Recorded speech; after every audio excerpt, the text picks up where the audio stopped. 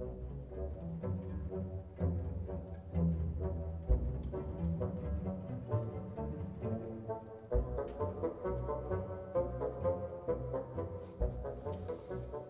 guys, and today I will be looking at this Great Western loco, which is a 3000 class, or even the 30XX class.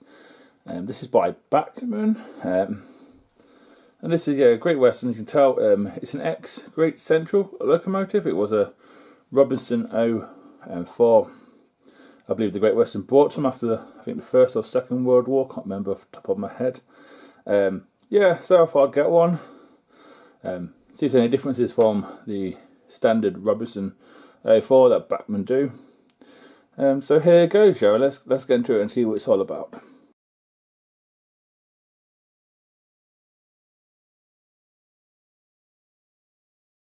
As we start off at the front of the locomotive, we'll start off at the bottom of it, shall we say. The buffer beams are red, and they do have the number of the loco, which is 3031, in a Great Western font with a back font as well. Quite nice line there as well. We also have a hole there for some details. The detail bag must be in the box somewhere. We have metal buffers, not sprung, may I add, but they are metal. They do have some rivets where they screw onto the buffers, which is a nice touch there by Bachmann. We also have the small tension lock coupling, as well as some, I want to say, lamp irons for knocking stuff off the tracks. I really am not sure what they're called, but we have that as well. As we move up a little bit, we do have cement box start, separately applied, not painted though, but separately applied. We have the hinges separately applied as well. The cement box start itself door does not open, which is a shame. We also have a lamp iron near the chimney as well, and a few rivets dotted around. As we move on to the side of the locomotive, there is some Great Western touches on the side of the locomotive. We have the lamp irons down here. We have two near the bracing of the front of the locomotive, near the cylinders. That seems to be only on the Great Western versions, along with the Great Western safety valve on top near the whistle. These are Great Central loco, don't forget. We also have small thin handrail all the way across the boiler, which is a nice touch as well. The dome seems separately applied, and so does the sanding stuff, I believe it is, and the chimney on top. As you get down, it's a pretty plain livery, if I'm honest with you, but that's the Great Western way. We do have an air gap, which is correct, but there's no cylinder work in there. It's just painted green, which is a shame, if I'm honest with you. We also have a step as well. We also have two small dent and then a big one, which I think is for water or sanding stuff.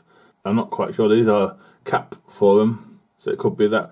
We also have a builder's plate, which looks like to read North British Loco Works Company, and it's 1917, I believe, and as the number of the build, I believe, from what I can see.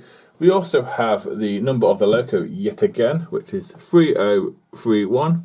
We also have the axle availability, where it can go, and that's blue, I believe. It's pretty nice. We also have the steps the other side of the cab and some thin handrails as well. As we move on to the other side of the locomotive, there is some differences yet again. We have the massive reversing rod in the centre, which I think is plastic. It's not a bad thing. We also have a superheater as well near the chimney. We also have a small handrail just before the dome, which we don't have on the other side. And we have some washout plugs on both sides as well. As we move on to the cab area itself, the cab area is pretty well detailed. Bachmann seemed to get this pretty correct. We have glazing in the cab. All four windows in there do have glazing. There's two big ones, two small ones.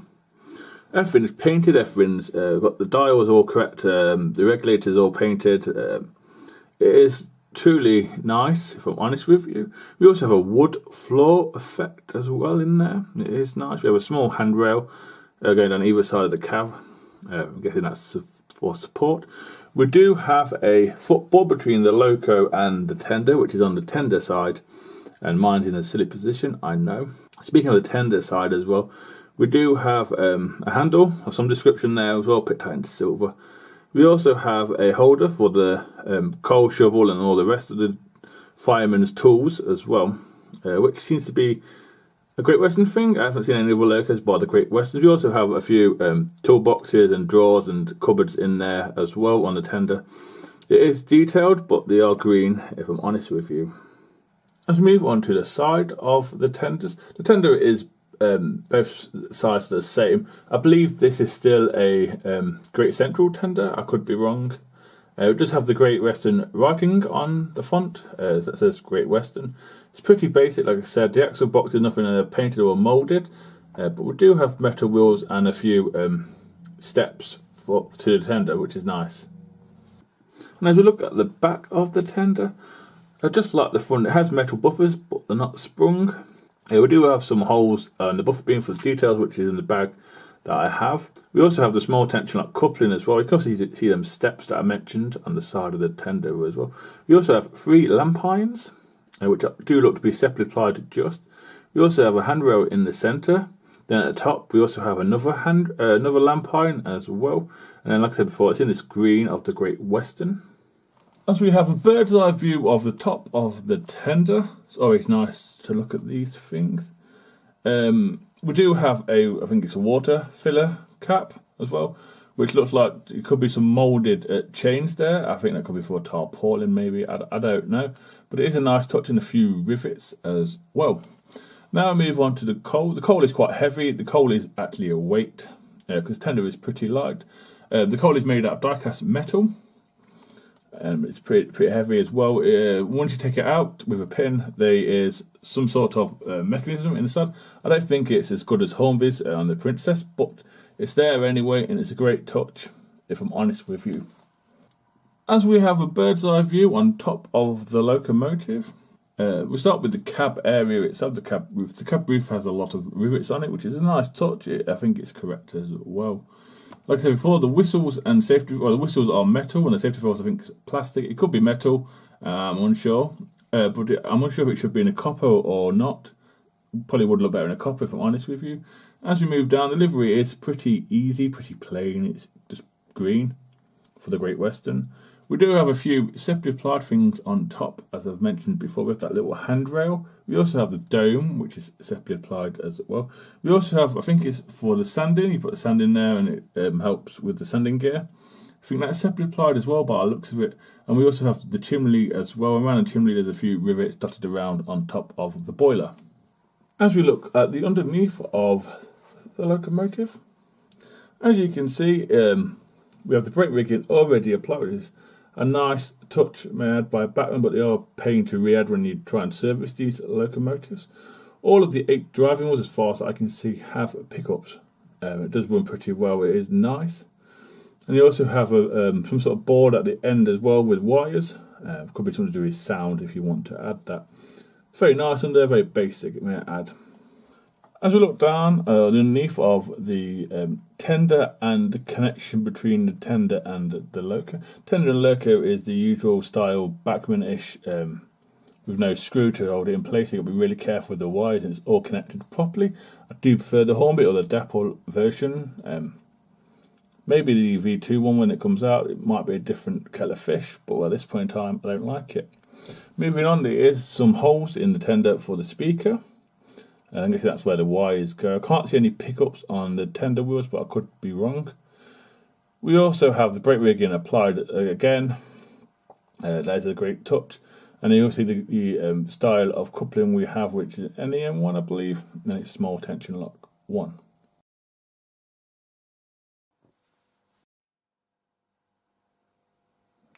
So yeah, that's it on the tracks. Next up will be interesting to see if we can do my points, because they're rather tight.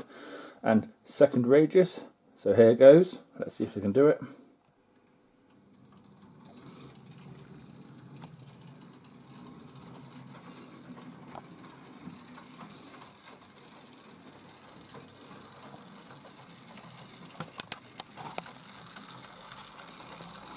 Not bad, a little high, around the 30 mark, a little high, but still not bad for DC. I was surprised it was going to do them points or not.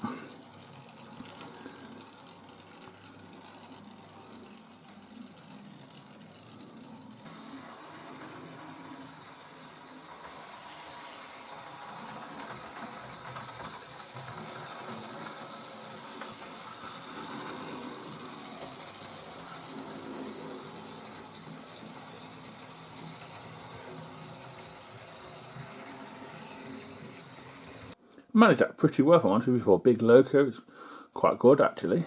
Next up will be some slow speed and a running session. So here it goes.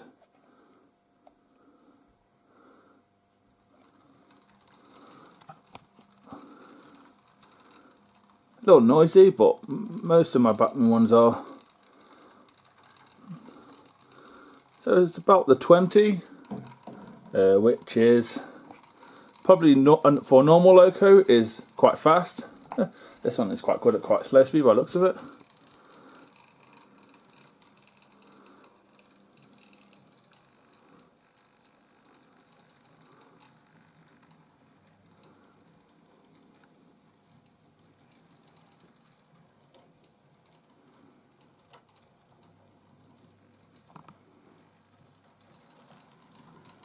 Speed up a bit, shall we?